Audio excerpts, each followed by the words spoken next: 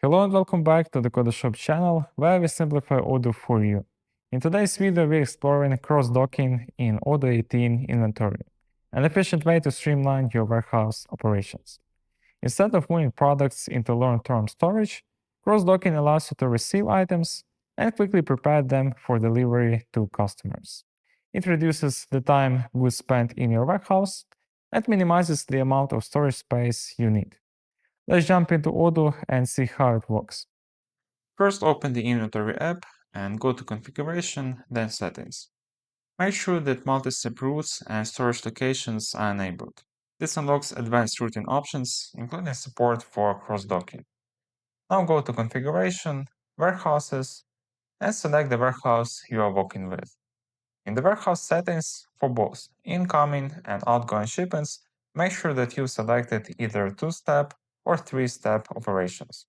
These multi-step routes are essential for cross-docking to function properly. Let's go to Configuration, Routes, and look for the route named cross-dock. Odoo creates it by default, but if for some reason it's missing, you can always create it manually. Let's take a quick look at how the rules are set up. The first rule is used when products are needed at the customer location. This rule automatically triggers a purchase RFQ to fulfill that demand. The second rule kicks in when the products are received in the warehouse input location. It creates a cross-dock move to send them directly to warehouse output. So essentially, the product flows straight through your warehouse, from the receiving dock to the shipping dock, without being stored. If you'd like a deeper explanation of how these rules work, we already covered that in a video about push and pull rules. You'll find the link in the description below. For now, let's move on. As you can see, we can choose where this route will be available. Let's go with on sales order lines and on products. This will let us enable the cross-dock route directly from the product form under the Inventory tab. Let's configure a product to follow this flow. Go to the Products menu and open the product we've been working with. Here we'll use the large meeting table. Under the Purchase tab, make sure to assign a vendor. Then go to the Inventory tab and check the routes Buy and Cross-dock. With this setup, Odoo knows that if the product isn't available in stock, it should buy it from the vendor and deliver it using the cross-dock process. Now let's see it in action. Open the Sales app and create a new quotation. Choose a customer and add the large meeting table product to the order.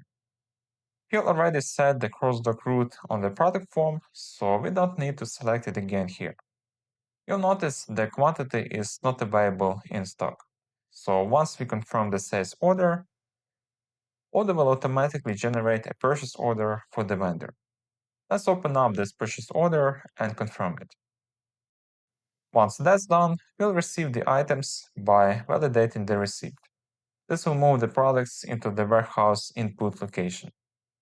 Now let's return to the sales order and click the Delivery Smart button. You'll see two transfers, one from the vendor to warehouse input, another from warehouse input to warehouse output.